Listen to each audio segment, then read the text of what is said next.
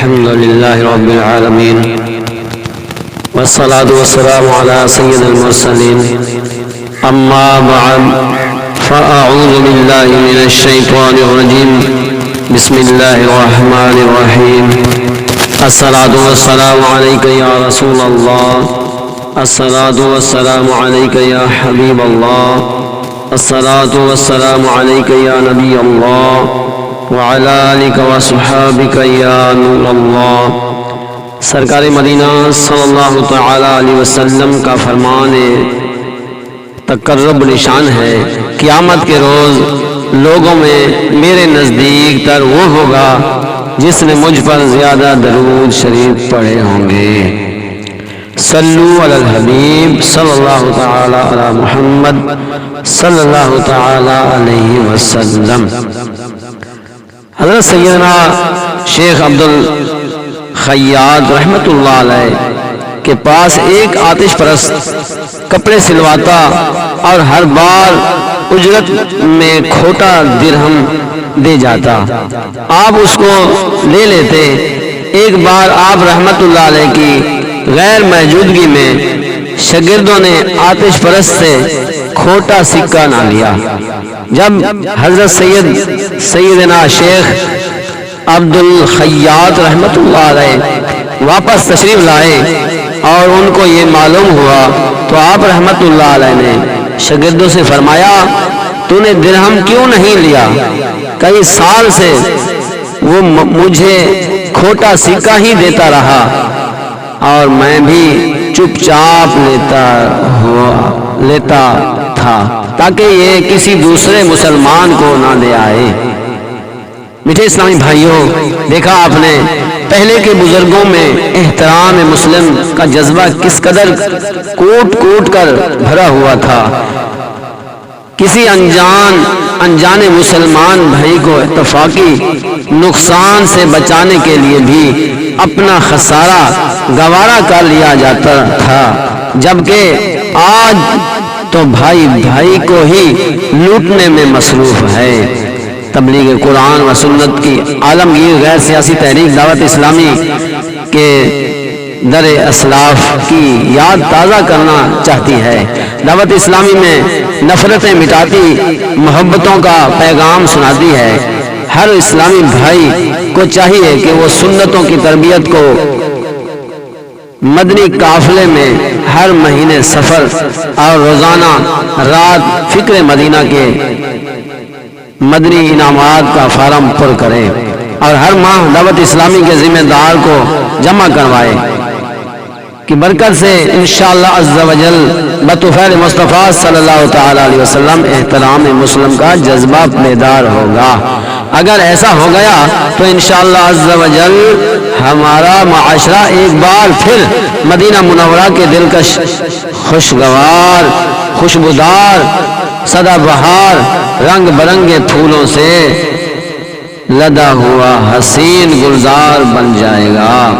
طیبہ کے سوا سب باغ پامال و فنا ہوں گے، طیبہ کے سوا سب باغ پامال و فنا ہوں گے۔ دیکھو گے چمن والو جب عہد خزاں آئے۔ صلو علی الحبیب صلی اللہ تعالی علی محمد صلی اللہ تعالی علیہ وسلم۔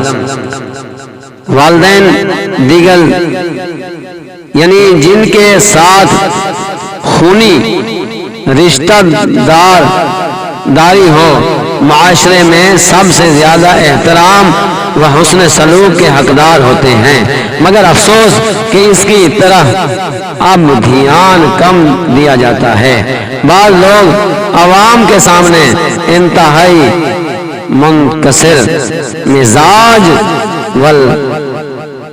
خوش ہوتے ہیں، مگر اپنے گھر میں نہایت ہی تند مزاج بد اخلاق ہوتے ہیں۔ ایسوں کی توجہ کے لیے عرض ہے، حضرت سیدنا عبداللہ ابن عمر رضی اللہ تعالی عنہ سے روایت ہے، سرکار دو عالم نور مجسم شاہ بنی آدم صلی اللہ تعالی علیہ وسلم کا فرمان معظم ہے، 3 شخص جنت میں نہیں جائیں گے، ماں باپ کو ستانے والا اور دیوس مردانی وضع بنانے والی عورت بیان کردہ حدیث مبارکہ میں ماں باپ کو ایذا دینے والے کے ساتھ دیوس کے بارے میں بھی وعید ہے کہ وہ جنت سے محروم کر دیا جائے گا۔ دیوس اس نادان مرد کو کہتے ہیں جو اس بات کی پرواہ نہیں کرتا کہ اس کی بیوی کسی غیر مرد سے ملتی ہے۔ اس دور میں شاید ہی کوئی مسلمان ایسا ہو جو اس بات کا خیال رکھتا ہو۔ یاد رکھیے، دیگر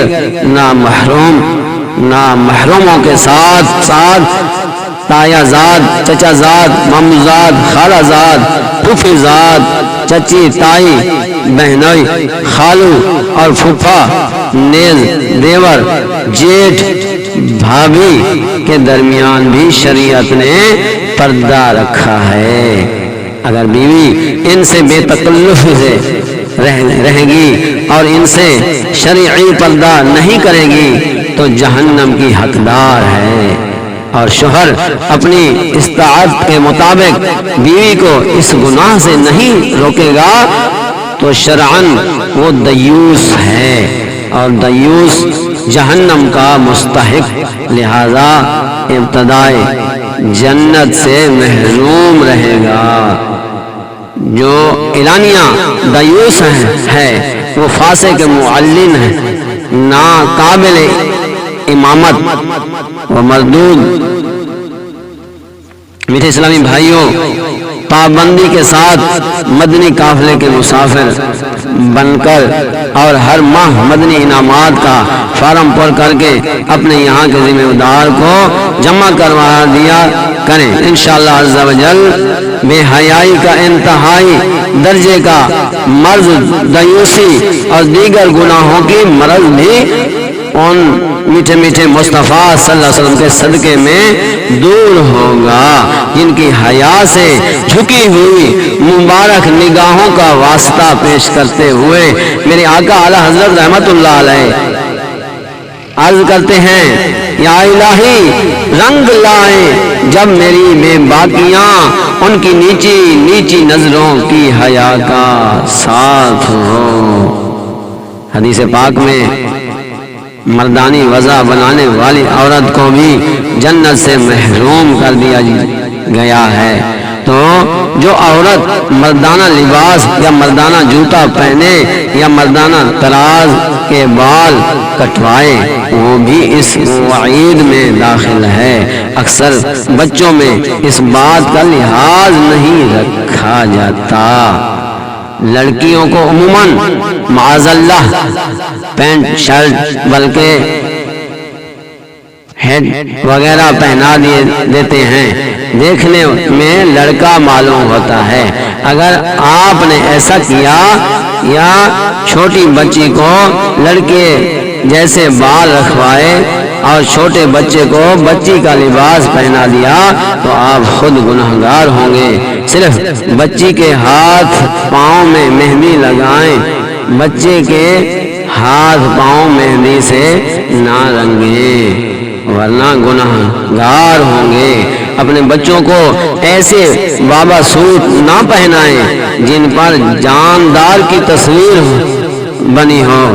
بچوں کو نیل پالش بھی نہ لگوائیں اور بچوں کی ماں بھی ہرگز نہ لگائے، اس سے وضو و غسل نہیں ہوتا۔ افشا بھی استعمال نہ کرے کہ اس کے نیچے پانی نہیں بہتا۔ وضو و غسل کے لیے افشا بدن سے چپڑنا ضروری ہے۔ اگر پہلے کا لگا ہوا کوئی ذرہ نظر نہ آنے کی وجہ سے رہ گیا اور نماز پڑھ لی تو ہو جائے گی، مگر نظر آنے پر چھڑکا کر اس جگہ پانی بہانا ضروری ہے، ورنہ جو نماز پڑھیں گے وہ نہ ہوگی۔ والدین کے ساتھ ساتھ دیگر اہل خاندان مثلا بھائی بہنوئی کا بھی خیال رکھنا چاہیے۔ والد صاحب کے بعد والد صاحب کے بعد دادا جان بڑے بھائی کا رتبہ ہے کہ بڑا بھائی والد کی جگہ ہوتا ہے۔ تاجدار رسالت، صاحب جود و سخاوت، محبوب رب العزت عز و جل و صلی اللہ علیہ وسلم نے ارشاد فرمایا ہے کہ بڑے بھائی کا حق چھوٹے بھائی پر ایسا ہے جیسے والد کا حق اولاد پر ہے۔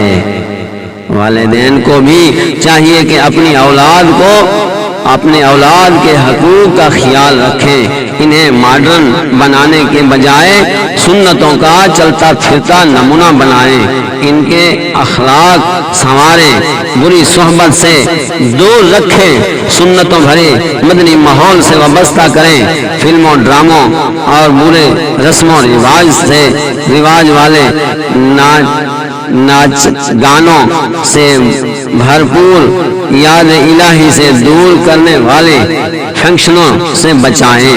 آج کل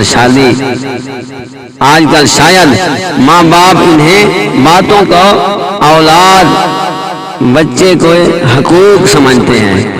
ماں باپ ایسے حالات میں بچوں کے یہ حقوق سمجھتے ہیں، ان کو ناچ گانا دکھانا کہ ان کو صرف دنیاوی تعلیم دلوا دی جائے اور ان کو مال کمانا آ جائے، لباس اور بدن کو میل کچیل سے بچانے کے ذہن ہوتا ہے، مگر بچے کے دل اور اعمال کی پاکیزگی کا کوئی خیال نہیں ہوتا۔ اللہ کے محبوب دانا قیوم منزہ عن العیوب عز و جل و صلی اللہ علیہ وسلم نے فرمایا، کوئی شخص اپنی اولاد کو ادب سکھائے اور اس کے لیے ایک صدقہ کرنے سے افضل ہے۔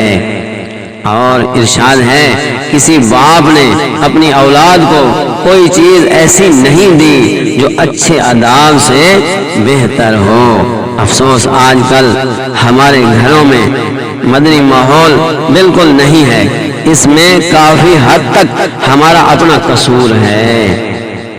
گھر والوں کے ساتھ حد درجہ بے تکلفی، ہنسی مذاق، توڑ مڑوڑ، بد اخلاقی اور بہت زیادہ بے توجہی وغیرہ اس کے اسباب ہیں۔ عام لوگوں کے ساتھ تو ہمارے اسلامی بھائی انتہائی عاجزی اور مسکین سے پیش آتے ہیں، مگر گھر میں شیر ببر کی طرح دھاڑے مارتے ہیں یاد رکھیے، اس طرح گھر والوں پر وقار قائم ہوتا ہی نہیں، اس طرح گھر والوں پر وقار قائم ہوتا ہی نہیں، وہ بیچارے اکثر اصلاح سے محروم رہ جاتے ہیں۔ خبردار، اگر آپ نے اپنے اخلاق نہ سنوارے، گھر والوں کے ساتھ عاجزی اور خندہ پیشانی کا مظاہرہ کر کے ان کی اصلاح کی کوشش نہ فرمائی تو کہیں جہنم میں نہ جا پڑے۔ اللہ تبارک و تعالی پارہ 28 سورۃ تحریم کی آیات نمبر 2 میں ارشاد فرماتا ہے، یا ایھا الذین آمنوا قوا انفسکم واہلیکم نارا وقودھا الناس والحجارہ۔ ترجمہ کنز الایمان، اے ایمان والو، اپنی جانوں اور اپنے گھر والوں کو اس آگ سے بچاؤ جس کے ایندھن آدمی اور پتھر ہیں۔ اس کے تحت خزائن العرفان میں ہے، اللہ تعالی عز و جل اس کے رسول صلی اللہ علیہ وسلم کی فرما برداری اختیار کر کے عبادتیں بجا لا کر گناہوں سے باز رہ کر گھر والوں کو نیکی کی ہدایت اور بدی سے ممانعت کر کے اور انہیں علم و آداب سکھا کر اپنی جانوں اور اپنے گھر والوں کو جہنم کی آگ سے بچاؤ۔ صلو علی الحبیب صلی اللہ علیہ وسلم۔